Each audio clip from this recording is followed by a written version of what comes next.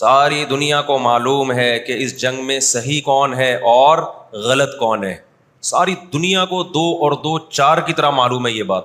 ان دنیا کی وہ عظیم طاقتیں جو صبح و شام ہمیں تہذیب سکھاتی ہیں, ہمیں دہشت گرد کہتے ہیں, ہمیں دنیا کا امن خراب کرنے والا کہتے ہیں, بار بار ہمیں تانا دیتے ہیں کہ اسلام تلوار سے پھیلا ہے, بار بار ہمیں دہشت گرد. آپ 40-50 سالوں کی تاریخ اٹھا کے دیکھو, آپ کو پتہ چلے گا کہ یہ بڑی طاقتیں کیسے دنیا کی آنکھوں میں دھول جھونکنے کی کوشش کرتی ہیں. اتنا زبردست طریقے سے جھوٹ بولا جاتا ہے, اتنا زبردست, اور ایسا پروپیگنڈا کیا جاتا ہے کہ لوگ اس جھوٹ کو سچ سمجھنا شروع کر دیتے ہیں. نبی صلی اللہ علیہ وسلم نے فرمایا تمہاری یہود سے لڑائی ہوگی, جہاد ہوگا. یہاں تک کہ کوئی یہودی اگر پتھر کے پیچھے چھپے گا تو پتھر کہے گا کہ اے مسلمان یہ یہودی ہے, اس کو قتل کر دے, یہ میرے پیچھے چھپا ہوا ہے. ہر درخت بھی گواہی دے گا, ہر پتھر بھی گواہی دے گا, الا الغرقد, سوائے غرقد درخت کے. یہودیوں کو کوئی مقدس درخت ہے جو اسرائیل میں بہت زیادہ لگاتے بھی ہیں یہ لوگ. نبی صلی اللہ علیہ وسلم نے جب یہ بات ارشاد فرمائی تو اس وقت مسلمانوں کی یہودیوں سے ایسی کسی لڑائی کا تصور بھی نہیں تھا. ایک پیش گوئی تھی جو کسی کے خواب و خیال میں بھی نہیں تھا کہ صدیوں بعد جا کے ایسا ہو سکتا ہے. اس سے بھی پتہ چلتا ہے کہ ہمارے نبی صلی اللہ علیہ وسلم کی جو پیش گوئیاں ہیں اگر وہ پوری نہیں ہوئی تو آپ ٹائم کا انتظار کریں, ایک وقت پوری ہو جائیں گی. 1300 سال تک مسلمانوں کو اس حدیث کا مطلب سمجھ میں نہیں آیا. عملی دنیا میں ایمان تو تھا سب کا کہ اللہ کے نبی نے جو فرمایا برحق ہے, کیونکہ یہودیوں سے میں نے بتایا نا لڑائی ہوئی نہیں ہے. جب مدینہ سے اور جزیرہ عرب سے ان کو نکالا گیا, یہ دنیا کے مختلف ملکوں میں جا کے آباد ہو گئے ہیں. اس کے بعد یہ ہمیشہ یا تو عیسائیوں کے زیر سایہ رہے ہیں یا مسلمانوں کے زیر سایہ رہے. ان کی لڑائی اگر ہوئی عیسائیوں سے ہوئی ہے, مسلمانوں سے ان کا کبھی ٹاکرا نہیں ہوا. لیکن پیغمبر صلی اللہ علیہ وسلم نے کیا فرمایا صحابہ سے, تقاتلون, تم لڑو گے. تم سے مراد یہ امت لڑے گی, ایک وقت آنے والا ہے اور ایسی لڑائی ہوگی, ایسی لڑائی ہوگی کہ حتی یختبی احدکم وراء الحجر, کہ پتھر اور درخت بھی یہودی کا ساتھ دینا چھوڑ دیں گے. آج دنیا جن حالات کی طرف جا رہی ہے نا, یہ ایسا لگتا ہے کہ اس حدیث کے پورا ہونے کا ٹائم آ گیا ہے. ہم جب قرآن مجید پڑھتے تھے, اب بھی پڑھتے ہیں, لیکن جب طالب علمی کے دور میں جب سمجھ کے پڑھنا سیکھا ہم نے, تو ہم جگہ جگہ قرآن میں دیکھتے تھے ضربت علیہم الذلہ, اللہ نے ان پر ذلت کو مسلط کر دیا ہے. میں بار بار کہوں یہودیوں سے ہماری مراد علی الاطلاق سارے یہودی نہیں ہیں, کیونکہ میرے بیان کو لوگ شارٹ کلپ بنا کے غلط چلاتے ہیں. تو بار بار میں کہتا ہوں میرا کلپ ادھورا چلاتے ہیں نا تو کوئی یہودیوں کے خلاف نہ چلائے, سارے یہودی ایک جیسے نہیں ہیں. ہم اسرائیل کے اگینسٹ ہیں, تو ہماری جو لڑائی ہوگی اسرائیل سے ہوگی. حدیث میں جس یہودی سے لڑائی کا ذکر ہے اس سے مراد بھی کون سے یہودی ہیں؟ یہ فتنہ پرست اور شر پسند یہودی. تو آپ صلی اللہ علیہ وسلم نے فرمایا کہ تقاتلون الیہود, تمہاری جنگ کس سے ہوگی؟ یہود سے ہوگی. دجال کس کا سپورٹر ہوگا؟ بولتے کیوں نہیں؟ ابھی تو دجال آیا نہیں ہے اور آپ نے بولنا چھوڑ دیا ہے. جب آئے گا تو پھر تو اچھوں کی بولتی بند ہو جائے گی. کس کا سپورٹر ہوگا وہ؟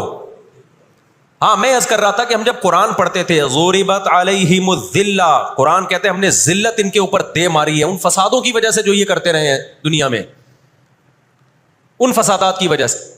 ہم جب پڑھتے تھے ہم کہتے تھے اے اللہ آج تو یہودی ذلیل نہیں ہے. اسرائیل کتنا پاورفل ہے کہ گچی کس کی پکڑی ہوئی ہے اس نے؟ امریکہ کی. ہندوستان کو گچی سے پکڑا ہوا ہے. تو آج تو بڑی عزت ہے. میں نے اپنے استاد سے یہ سوال پوچھا, انہوں نے بڑا معقول جواب دیا اور یہ تفسیر کی کتابوں میں بھی لکھا ہے.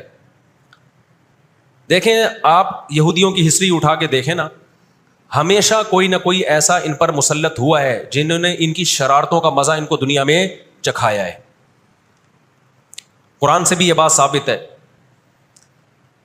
کہ ان کو ان کی شرارتوں کا مزہ, عذاب جو ہے وہ دنیا میں ملتا رہے گا.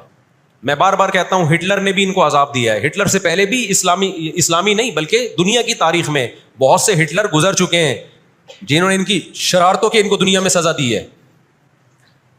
ہم پھر بھی بتائیں ہم ہٹلر کے حامی نہیں ہیں جو ظلم اس نے کیا, لیکن وہ بھی ان کی شرارتوں سے بیزار تھا. قرآن کہہ رہے ہم نے ان پر ذلت کو دے مارا ہے. دنیا میں بہت دفعہ رسوا ہوئے یہ.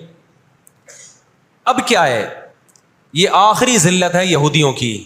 آپ کو معلوم ہونا چاہیے جب دنیا میں کسی کو بہت زیادہ ذلیل کیا جاتا ہے نا تو پہلے اس کو عزت دی جاتی ہے. کسی کے گلے میں آپ جوتوں کا ہار پہنا دو, یہ بھی ایک ذلت ہے. اور ایک طریقہ یہ 3 پیس سوٹ ٹائی میں آپ اس کو صدارت کی کرسی پہ بٹھائیں اور پھر آپ اس کو جوتوں کا ہار پہنا دیں. بتاؤ کون سی بڑی ذلت ہے؟ یہ دوسری ذلت پہلی ذلت سے بڑی ہے. پوری دنیا میں مار کھانے کے بعد نا اپنی شرارتوں کی وجہ سے آج اللہ نے ان کو ایک تھوڑی سی حکومت دی ہے, ایک چھوٹا سا کنٹری. آپ اگر اسرائیل کو نقشے میں دیکھیں گے تو کراچی بھی بڑا ہے اسرائیل سے. اتنا چھوٹا ملک, اتنا چھوٹا ملک, اور تعداد بھی بہت تھوڑی. اللہ نے انہیں کچھ وقت پنپنے دیا ہے. اللہ نے کہا ٹھیک ہے, تم دنیا تمہاری آخری شرارت دیکھ لے, اس کے بعد جو میری طرف سے تم پہ مار پڑنے والی ہے اس کے بعد قیامت تک تم دوبارہ اٹھنے کے قابل نہیں رہو. یہ آخری ذلت کا انتظام ہو رہا ہے یہود کا. اور جو فائنل میچ ہوتا ہے نا وہ شاندار ہی ہوتا ہے. کیا خیال ہے؟ سیمی فائنل میں اتنا لوگ دلچسپی سے نہیں دیکھتے, کوارٹر فائنل میں اتنا دلچسپی سے بولو نہیں دیکھتے جو فائنل میچ دیکھتے ہیں. اللہ نے ان کا ظلم پوری دنیا کے سامنے نمایا. آج جو غزہ پہ جو کچھ ہو رہا ہے پوری دنیا کے سامنے اللہ نے دکھا دیا. اقوام متحدہ کی 60 سے زیادہ قراردادیں ہیں جس کی اسرائیل دھجیاں اڑا چکا ہے. 60 سے زیادہ قراردادیں, 60 سے زیادہ, جس کو اسرائیل نے ماننے سے انکار کیا ہے. یونائٹڈ نیشن کی بات کر رہا ہوں میں. تو اللہ تعالیٰ ان کو تھوڑا سا پنپنے دے رہے ہیں کہ ٹھیک ہے اس دفعہ سیمی فائنل تم جیت لو, فائنل تک تو پہنچو نا تم, اس کے بعد ہوگا کیا. دیکھو آپ نے سنا ہوگا کہ لاتوں کے بت ہاتھوں سے نہیں مانتے. یہ جو اسرائیل جو کچھ کر رہا ہے نا اس کا اصل حل مجھے بھی پتا ہے. اس کا اصل حل ہے جہاد. اس کا اصل حل کیا ہے؟ جہاد. تو آج بھی رشیا, چائنا وہ اسرائیل کے حق میں نہیں ہے. عین ممکن ہے اللہ مظلوموں کی آواز سے ایسے حالات پیدا کر دے کہ اس جنگ میں براہ راست کون کود پڑے؟ سوویت یونین کود پڑے. اور اگر سوویت یونین اس جنگ میں کود پڑا جس کے پورے چانس لگ رہے ہیں تو پھر یہ تیسری جنگ عظیم کی طرف معاملہ جائے گا. اور پھر دنیا میں جو تباہی ہوگی نا, تباہی ہوگی وہ میرے اور آپ کے تصور سے بھی زیادہ ہے. کیونکہ اب تلواروں سے یا صرف ہوائی جہازوں سے جنگ نہیں ہوتی, اب سب کے پاس نیوکلیئر ہتھیار ہیں, اب ایٹم بم چلیں گے. آج اگر دنیا انسانیت پہ رحم کھانا چاہتی ہے, آج اگر امریکہ, برطانیہ, جرمنی, فرانس جو دنیا کے لیڈر کہلائے جاتے ہیں, آج اگر یہ چاہتے ہیں کہ انسانیت کو تباہی سے بچائیں, جو اصل ظالم ہے نا یہودی, اس کا ہاتھ روکنا ہے, تو آج اگر یہ اسرائیل کا ہاتھ زبردستی روک لیتے ہیں تو دنیا بڑی تباہی سے بچ جائے گی. اور اگر یہ دنیا اسرائیل کا ہاتھ نہیں روکتی اور اس جنگ کو بند کرنے کی کوشش نہیں کرتی تو بھائی جو تیسری جنگ کی طرف معاملات جا رہے ہیں اس کے ذمہ دار یہ لوگ ہوں گے جو دنیا میں تہذیب کے ٹھیکیدار ہیں. ہمیں قرآن و سنت میں اس بارے میں کیا ہدایات ملتی ہیں؟ اللہ کہتا ہے میں نے یہود پہ ذلت کو مسلط کر دیا ہے. اس آیت میں اور اس حدیث میں جو میں نے تقاتلون الیہود والی حدیث پڑھی, اس میں مسلمانوں کے لیے خوشخبری ہے کہ اللہ تعالیٰ نے جیسے بنی اسرائیل انتہائی کمزور تھے, فرعون کا ظلم اور بربریت کا شکار تھے, اللہ سورہ قصص میں کہتے ہیں وَنُرِيدُ أَن نَّمُنَّ عَلَى الَّذِينَ اسْتُضْعِفُوا فِي الْأَرْضِ, ہم نے ارادہ کیا کہ زمین میں کمزور ترین لوگوں کو اٹھا کے زمین کا امام بنا دیں گے, طاقتور پہ غالب کر دیں گے. بہت دفعہ ایسا ہوا ہے, کم من فئۃ قلیلۃ غلبت فئۃ کثیرۃ باذن اللہ. اللہ کہتے ہیں دنیا کے نقشوں میں جو غالب ہوتا ہے, جس کی فتح اسباب کی دنیا میں یقینی ہوتی ہے, میں بہت تھوڑی سی جماعت کو طاقتور بنا کے دنیا کا امام بنا دیتا ہوں. ہمیں اللہ کی رحمت سے اور قرآن اور حدیث کی جو بشارتیں مل رہی ہیں اس سے پوری امید ہے کہ انشاءاللہ یہ جو ابھی حالات ہوئے ہیں انشاءاللہ یہ اسرائیل کی شکست پہ اور یہودیوں کی ہمیشہ کے لیے شکست پہ اس کا نتیجہ نکلے گا انشاءاللہ. اور نبی صلی اللہ علیہ وسلم کی وہ حدیث پوری ہوگی کہ تمہاری جو بڑی جنگ ہوگی, نبی نے کیا فرمایا, اس امت کی ایک جماعت ہمیشہ جہاد کرتی رہے گی. لا یزال طائفۃ من امتی ظاہرین علی الحق, ہر دور میں لڑائی ہوئی ہے, جہاد ہوا ہے. آپ اس ہسٹری اٹھا کے دیکھ, کہیں نہ کہیں جہاد ہمیشہ ہوتا رہا ہے. تو آج بھی ایسا ہوگا. اور بالآخر یہ معاملات اگر بین الاقوامی دنیا نے کنٹرول نہیں کیے تو نبی صلی اللہ علیہ وسلم کی پیش گوئیاں انشاءاللہ بہت جلد پوری ہونے والی ہیں. اور یہ جو ان کو عزت ملی ہے نا, یہ اصل میں بہت بڑی ذلت کی تمہید ہے. جب کسی کی بہت بڑی بےزتی کرنی ہوتی ہے تو اس کو پہلے بہت زیادہ عزت دینی پڑتی ہے۔ اس وقت دنیا میں دو بڑی طاقتیں ہیں جو اس وقت تیسری ورلڈ وار کی طرف دنیا کو لے کے جا رہی ہیں۔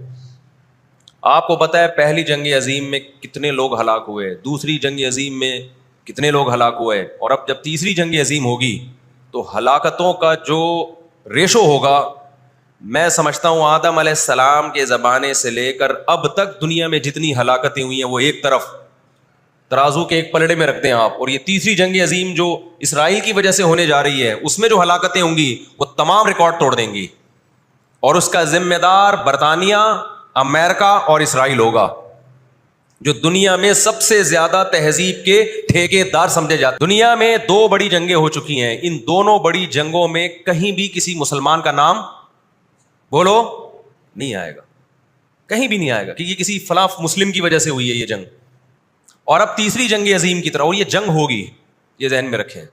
قرآن نے یہ بھی واضح کر دیا کہ آپ کسی پر زبردستی نہیں کر سکتے، تلوار کی زور سے کسی کو اسلام میں داخل نہیں کر سکتے۔ اے اللہ ہم نے ان غیر مسلموں سے سلوک کیسا کرنا ہے یہ بھی قرآن نے بیان کر دیا۔